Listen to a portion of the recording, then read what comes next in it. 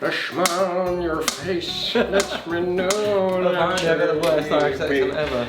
The truth in your eyes saying you'll never leave me. The touch of your hand says you'll catch me wherever I fall. You say it best when you say nothing at all.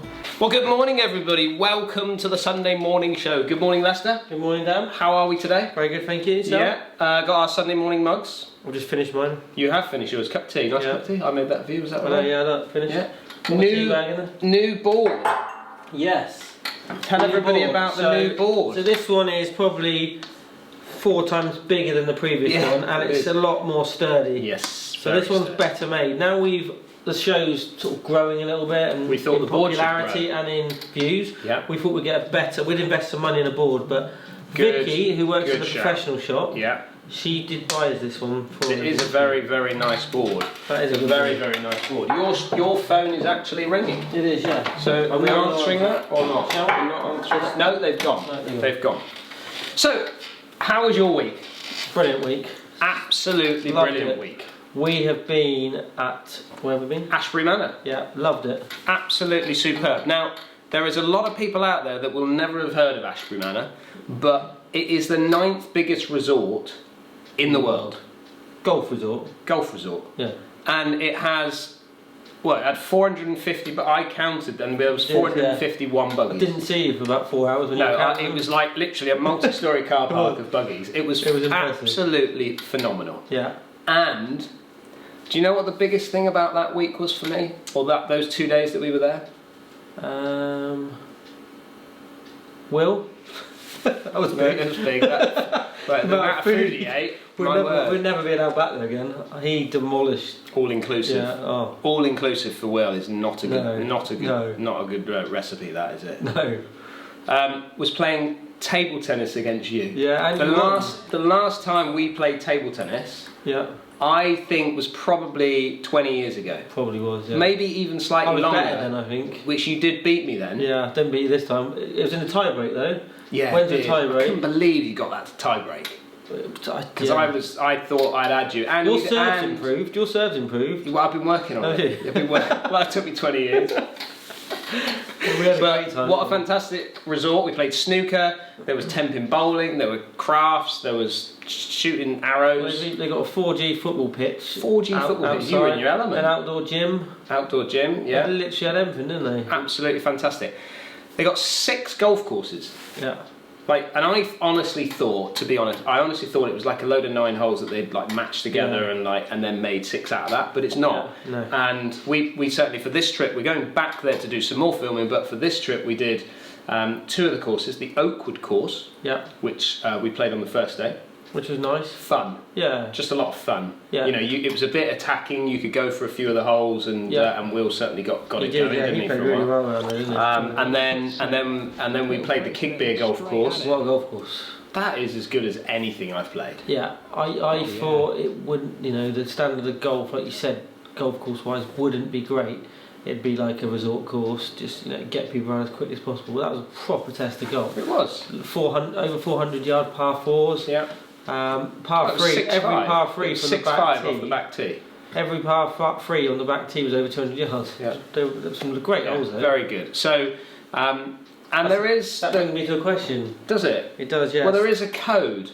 So when the videos come out, there will be a code. But if you get a chance to go and have a little look at Ashbury Manor, please do. I'll put a link in the description, and there is a code. You can get 10% off if you go and play there. So go and have a little look at that. But I know you have a few questions, don't you? Yeah, but I have one relating to where we've just been. Yeah. And basically, someone has asked us, and I will find his name here somewhere. This is Toby J. Cretan, I'd say. Cretan. Okay, Cretan. And he has asked, what is your favourite course or hole at Ashbury? Well, we've just had a chat about this off camera to try and get an idea as to which one would stand out as the one. And you like the 10th? I like the 10th, on the Kickbeer. Yeah. My favourite hole's all on that course, because that was my favourite course. We've only played the 2 courses, like you said. Yeah, we've got it's a long par 5, slight dog leg, trouble left, trouble right, and then the green you went down. It was all revetted. It was lovely. There was a massive green into a corner surrounded by trees. But I thought it was a great golf hole. It was a good hole. We started on the 10th hole on the so that was my favourite hole. That was really good. Yours was. I liked the 6th. Yeah, another good I one. really like the 6th, the par 4. It's slight dogleg up into the corner. Yeah. The way it's shaped, the way the approaching for your second shot, the fact that you had a tree right in the middle. Yeah, which you can kind of go either side of it. You played a great drive up there, and I think that hole just, for me, when I stood on that tee, I just thought, I like this. It was very French-like, I thought. Similar layout to courses in France. You do like France? I do. Yeah. You're missing it. Yeah. You're missing it, aren't you? Yeah. You're missing it. So I have a question. Yep. And this is from Rob Biles. Okay, now Rob is he comments all the time, loves the show and all the videos that we do actually. But he's got one question. He's put Lester said he's using a Bushnell V5. Yes.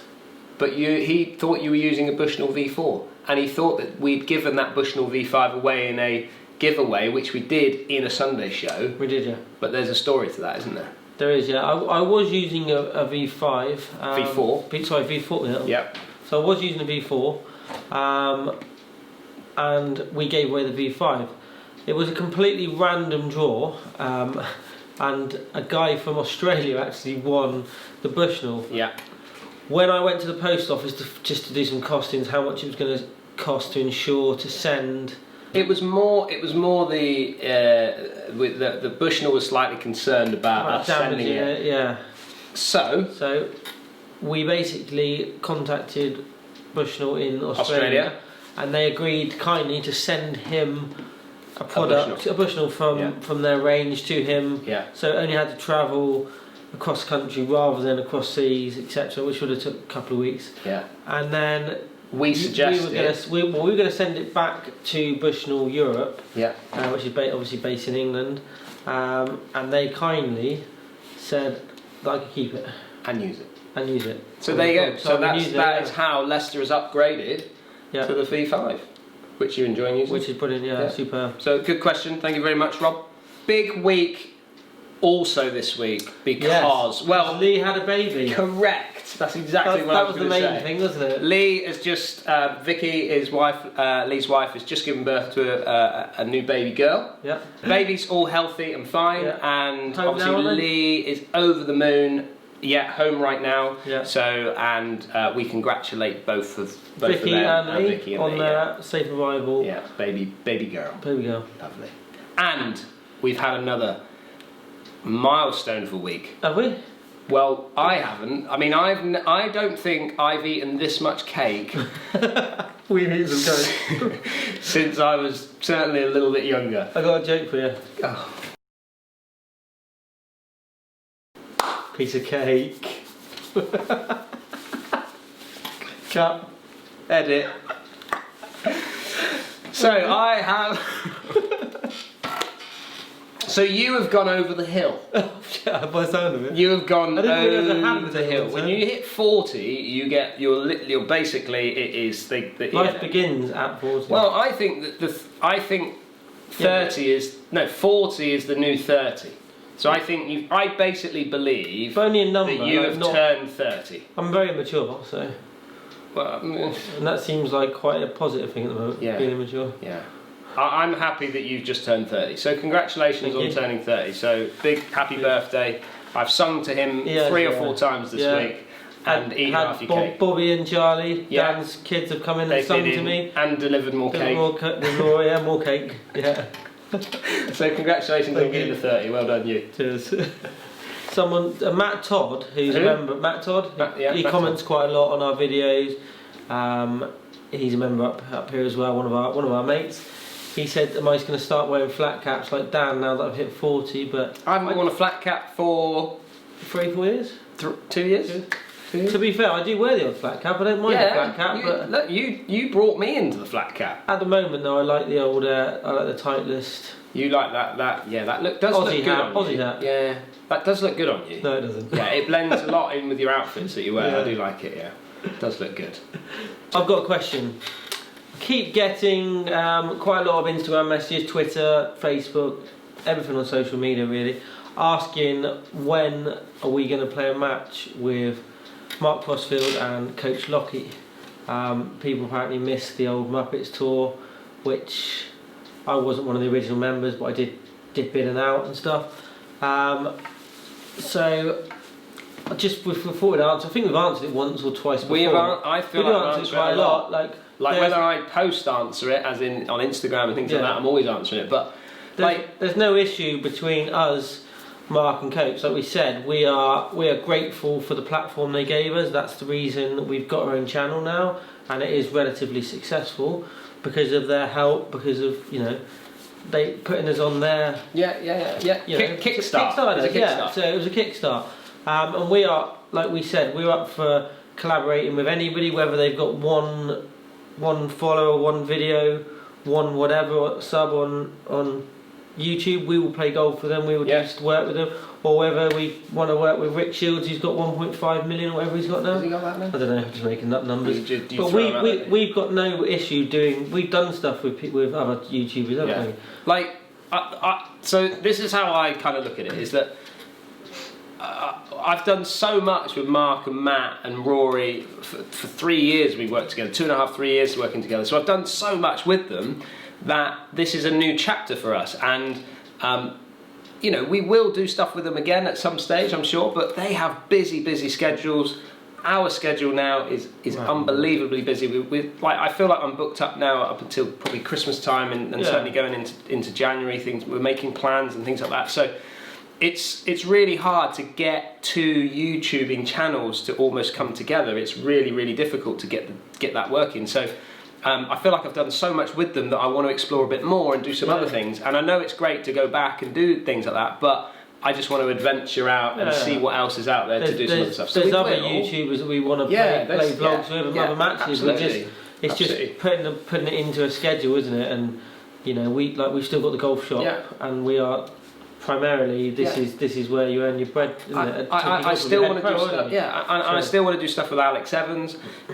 We've just had conversation with Pete Finch. There's so much that I want to do out there, and to get and Mark's busy and Matt's busy as well. So there's no problem. It's just the fact that we just have busy lives. But I mean, once all this, hopefully, once we get through this, the COVID and stuff, then there'll be opportunities, hopefully, that if there's another YouTube golf day, we'll certainly want to be involved. Absolutely, Whether we go up and watch or play or whatever, we'd love to do stuff like that. So it will happen, but not right now, and certainly probably not this time not in 2020. Maybe in 2021 we'll look at it, but not for a little while. We've got lots of other things to do, and they do as well. So that answers that question again.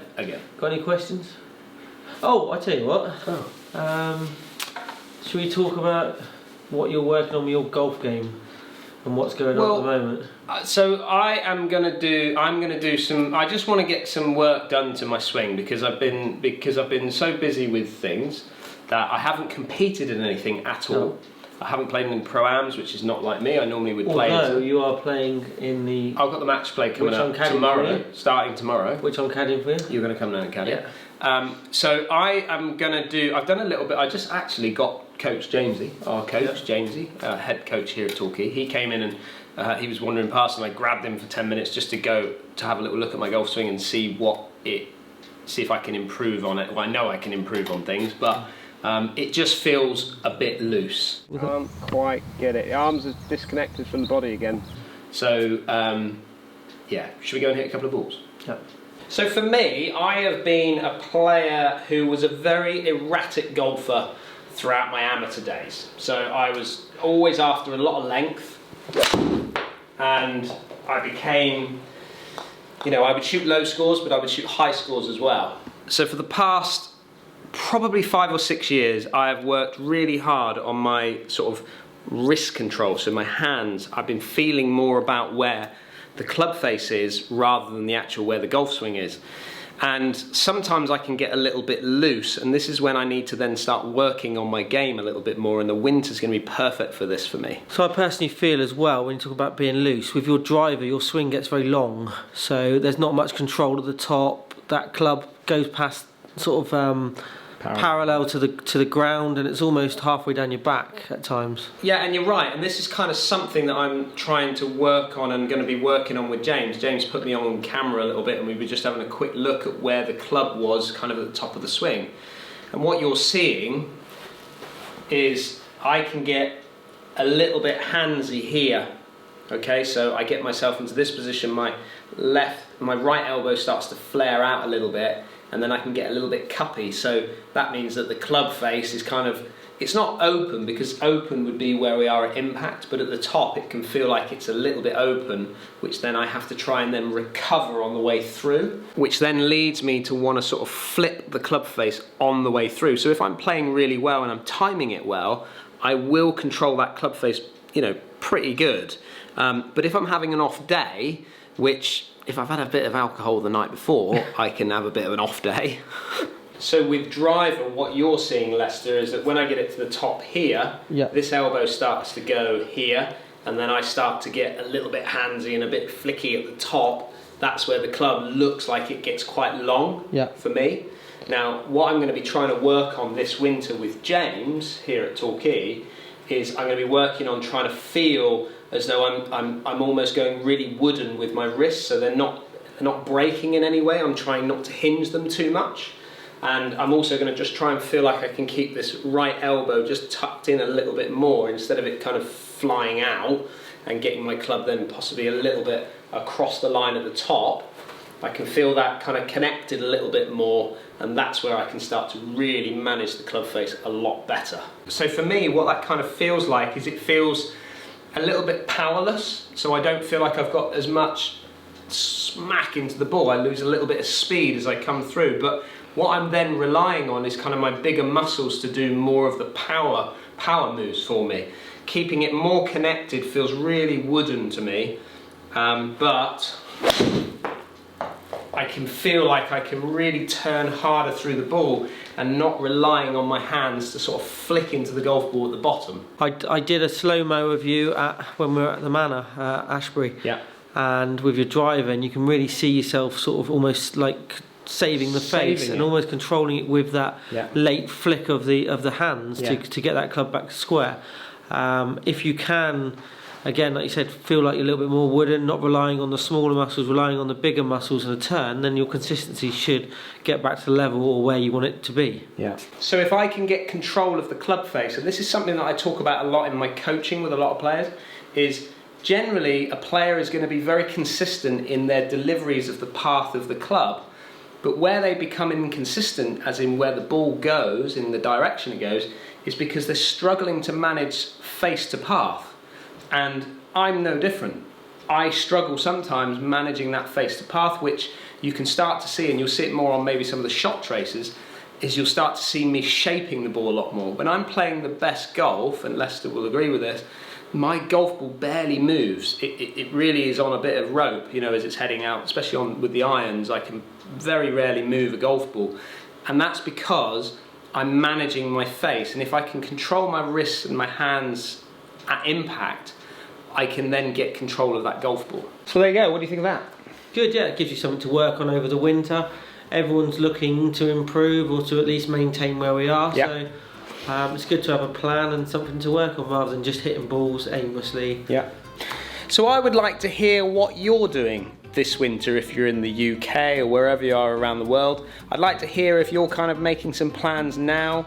It's September, I'm making plans to make some progress hopefully this winter, so when it comes out into March, April time next year when the season kicks off, I want to be swinging it just that little bit better. So put your comments down there. I'd like to hear what you're going to be doing with your PGA Pro this year.